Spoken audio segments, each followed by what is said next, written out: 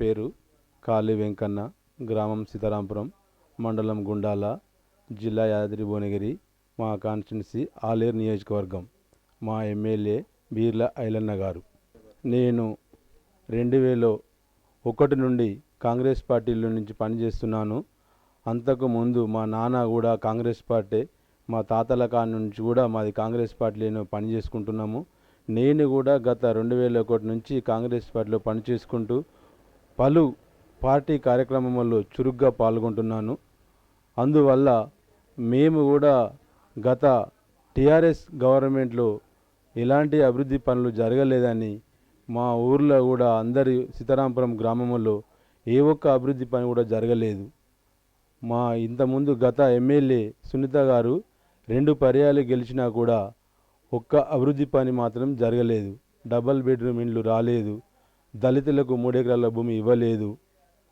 తదుపరి ఒక్క ration card అనేది ప్రజలకు అందలేదు. ఇలాంటి కార్యక్రమాలలో ఎప్పుడూ ఒకసారి 2 పర్యాలు ఎమ్మెల్యే ఉన్నప్పుడు మా రోడ్డు జీడికల్ నుండి రామారం వరకు మరీ అధ్వానంగా ఉన్నది, డాంబర్ రోడ్డు. ఆ రోడ్డును పలుమార్లు కూడా ఎమ్మెల్యే గారి దృష్టికి తీసుకెళ్ళినా కూడా చేస్తానని 10 ఏళ్ళ కాలయాపన చేసింది తప్ప రోడ్డు మరమ్మతులు జరగలేదు. అలాంటప్పుడు ఇప్పుడు ఉన్న ఎమ్మెల్యే గారు గత 5 సంవత్సరాల నుంచి పలు అభివృద్ధి కార్యక్రమాల్లో పాల్గొనుకుంటూ కరోనా టైంలో ఇంటికి గుడ్లు, పాలు, నిత్యావసర వస్తువులు, గ్రామ పంచాయతీ సిబ్బందికి బ్లౌజెస్, శానిటైజర్ అలాంటి కార్యక్రమాలలో బీర్ల ఐలన్న గారు చేశారు. కాబట్టి ప్రజలు మన సునీత మేడం గారిని ఖచ్చితంగా ఓడించి బీర్ల ఐలన్న గారికి పట్టం కట్టాలని ప్రజలందరూ ఏకీభవించి ఎమ్మెల్యే గారిని భారీ మెజార్టీతో గెలిపించినారు. అదేవిధంగా కాంగ్రెస్ అధికారంలోకి రాగానే 6 గ్యారంటీలను అమలు చేస్తామని ముఖ్యమంత్రి రేవంత్ రెడ్డి గారు చెప్పిన ప్రకారంగా మొదటిసారి ప్రభుత్వం మొదలు కాగానే మన రేవంత్ రెడ్డి గారు మహిళలకు ఉచిత బస్సు ప్రయాణ సౌకర్యం కల్పించారు. అదేవిధంగా గ్యాస్ సిలిండర్ అవకాశం కల్పించారు. అదేవిధంగా తదుపరి కార్యక్రమం రైతులకు రుణమాఫీ చేస్తామని హామీ ఇచ్చినారు ముఖ్యమంత్రి గారు. ఆగస్టు 15 లోపు రైతులకు రుణమాఫీ చేస్తానన్నాడు. అదే ప్రకారంగా చేస్తానికి సిద్ధంగా ఉన్నారు ముఖ్యమంత్రి గారు కూడా. ఆ విధంగానే మన ఎమ్మెల్యే గారు కూడా అభివృద్ధి కార్యక్రమంలో చురుగ్గా పాల్గొంటున్నారు. మా ఎమ్మెల్యే గారికి మొన్న జరిగిన పార్లమెంట్ ఎన్నికల్లో ఎమ్మెల్యే గారికి 585 ఓట్ల మెజారిటీ మా యొక్క సీతారాంపురం విలేజ్ నుంచి ఇవ్వడం జరిగింది. మొన్న జరిగిన ఎంపీ ఎలక్షన్లలో కూడా 400 పైచిలుకు ఓట్ల మెజారిటీతోని ఎంపీ గారికి కూడా ఓట్లు వేసి భారీ మెజారిటీ మా సీతారాంపురం గ్రామం నుంచి ఇవ్వడం జరిగింది.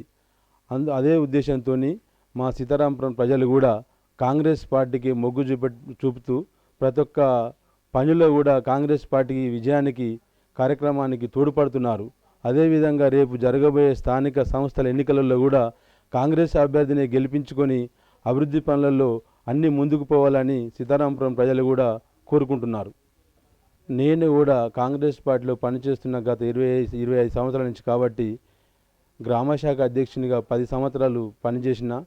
మొన్న 2018 నుంచి మొన్నటి వరకు కూడా వార్డు మెంబర్గా పనిచేసిన.